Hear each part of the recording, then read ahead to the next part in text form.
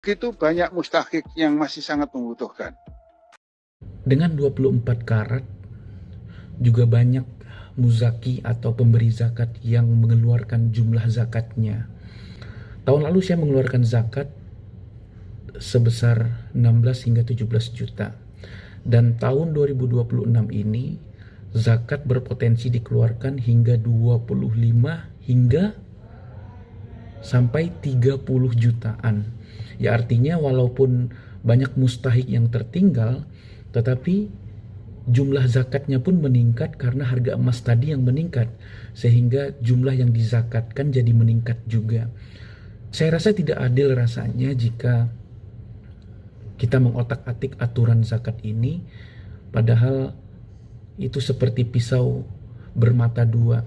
Jika yang A diturunkan, maka yang B kena. Yang B diturunkan, yang A kena. Seperti